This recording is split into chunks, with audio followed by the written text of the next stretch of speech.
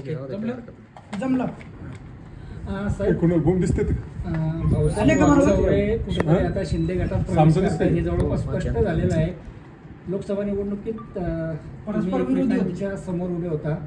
आता स्वागत करणार का त्यांनी? पक्ष देता येतं काय कसा सत्कार करणार? आमचे नेते एकनाथ शिंदे साहेबांनी जो निर्णय दिला की घेतला असेल त्यामध्ये मी माजी खासदार म्हणून त्यांच्याबरोबर 100% त्यांनी पक्षामध्ये घेतलं तर भाऊसाहेब वागचौरेचं मी माजी खासदार म्हणून स्वागतच करणार. आणि निश्चित जर पाहिलं तर आतापर्यंत त्यांनी अनेकदा पक्ष बदलले, सगळ्या काही गोष्टी आहेत. कसं आता ते जुळून कसं राजकीय घेणार? वाटचाल कशी आहे? ह्या ठिकाणी शिंदेसाहेब आता राजकारणामध्ये बरेचशा वेळेस चेंजिंग काय होतात, परंतु ह्या ठिकाणी मी गेल्या 2000 मला वाटते 22ला शिंदेसाहेबांवर जाण्याचा निर्णय केला. मी त्यावेळेस निलोंड्याचा विषय असेल, काही विकासाची कामं असेल, त्यामुळे शिंदेसाहेबांनी देवेंद्र फडणवीस साहेबांनी निलोंड्याच्या कामाला पूर्ण निधी करून त्या ठिकाणी 2 वर्षामध्ये शेतकऱ्यांच्या शेतामध्ये पाणी आणण्याच्या संदर्भात मोठा निर्णय त्यावेळेस एकनाथ शिंदे, देवेंद्र फडणवीस आणि केंद्र सरकारने त्यावेळेस घेतला. प्रत्येक गावामध्ये काम करण्याची संधी त्यामुळे आम्हाला लोकसभेच्या खासदार म्हणून या ठिकाणी मिळालेली आहे. परंतु 2024ला दुर्भाग्याने ह्या मतदारसंघामध्ये मतदारांनी जरी मतं दिले असेल या ठिकाणी माझा पराजय झाला. परंतु 10 वर्ष ह्या मतदारसंघाच्या जनतेने मला 15 वर्ष मतदान केलेलं आहे आणि ज्यांनी केलं त्याचा मी ऋणी आहे, ज्यांनी नाही केलं त्याचा देखील ऋणी आहे, ज्यांनी केलं नाही त्याचा देखील ऋण. या ठिकाणी ह्या मतदारसंघामध्ये सतत काम करण्याची संधी मला 10 वर्षे मिळालेली आहे. भविष्यकाळामध्ये सुखदुःखामध्ये कार्यकर्त्याच्या असेल, मतदारांच्या काय अडचणी असेल, राज्याच्या असेल, केंद्राच्या असेल, त्या सोडवण्याचा मी प्रयत्न करेन.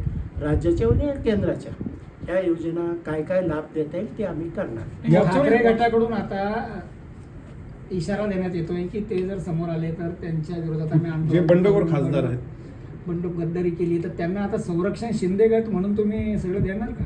ह्या ठिकाणी शासकीय लेवलचं संरक्षण असेल मिळेलच, परंतु आम्ही देखील 2022ला झालं त्यावेळेस निषेध वगैरे झालेला आहे. परंतु ह्या भागातला विकास, ह्या भागातील कार्यकर्त्याची संच होता त्यावेळेस आमच्याबरोबर राहिला.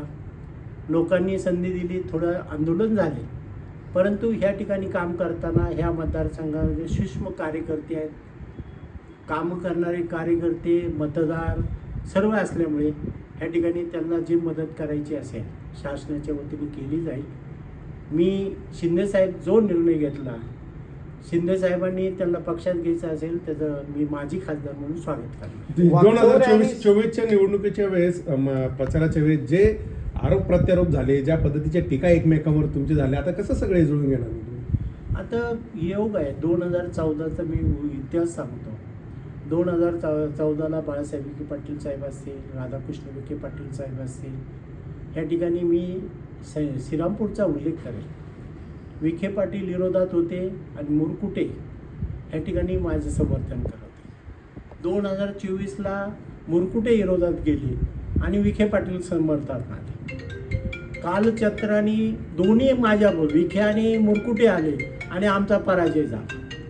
म्हणजे हे राजकारणामध्ये कधी काय घडू शकतं, पण चांगलं कार्यक्रम आणि कार्यकर्त्यांचं मतं आणि लोकांमध्ये संपर्क ठेवायची भूमिका आहे. मला एकच वाटतं, हा मतदारसंघ साईबाबांचा आहे.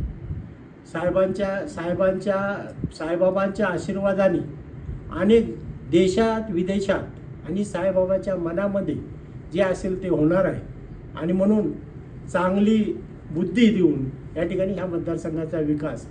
मी सर्वात दुर्भाग्य आहे ह्या मतदारसंघामध्ये 2005चा जो कायदा झाला, मी पत्रकार आपण सर्व आहे, 2005चा ब्रिटिशांनी न्याय दिला आपल्याला, परंतु 2005चा जो समान पाणी वाटप कायदा झाला त्यामुळे हक्काचं पाणी आपण मराठवाड्याला गेलेलं आहे आणि म्हणून कॅनल 12 महिने पाण्यामध्ये राहणारा शेतकरी भविष्य काळामध्ये 4थं रोटेशन मिळालं नाही तर ते शेतकऱ्यांच्या जमिनी माती मौलाच्या होतील, त्याला पियाला पाणी उपलब्ध होणार नाही.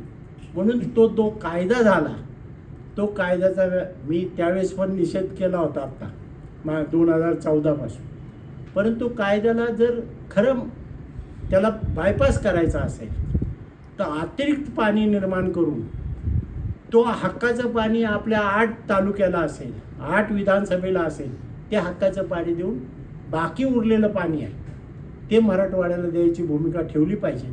नाही तर ब्रिटिशांनी न्याय दिला आणि आपल्या लोकांनी ह्या पट्ट्यातल्या खासदार आमदारांनी तो हिरावून घेतलेला अधिकार आहे पूर्ण द्यायला आपण प्रयत्न करायला पाहिजे, तरच शेतकऱ्याला न्याय मिळेल. की आता राजकीय गणितांसाठी ही जे आहेत ठाकरे गटाचे खासदार इकडे येत आहेत, मात्र भविष्य काळात तुमची जी दावेदारी होती किंवा तुमचा जो हक्क या ठिकाणची उमेदवारी होती तो तुम्ही सोडणार आहे?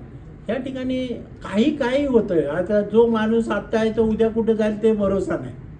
या ठिकाणी शेतकऱ्यांमध्ये, कार्यकर्त्यामध्ये, विकासाच्या संदर्भात जे काम करण्याची संधी मी कार्यकर्ता म्हणून लोकांमध्ये राहणार आहे आणि पुन्हा त्यावेळेस काय घडामोडी घडतील त्या संदर्भात आपण बघू. मला 25 वर्ष नगर जिल्ह्याच्या 3 वेळेस मी आमदार झालो, 2 वेळेस या शिर्डी लोकसभामधून खासदार झालो. जनतेने आणि कार्यकर्त्यांनी भरघोस मला मदत केलेली आहे. खासदार आणि आमदार होण्याची संधी दिलेली आहे. भविष्य काळामध्ये सुखदुःखामध्ये शिर्डी आणि नगर जिल्ह्यामध्ये, अहिल्यानगरमध्ये काम करण्याची संधी माझी खासदार आणि माझी आमदाराला कोण अडू शकत नाही. म्हणून शिंदे साहेबांनी जे काम देतील ते काम करण्याचा आम्ही प्रयत्न करू.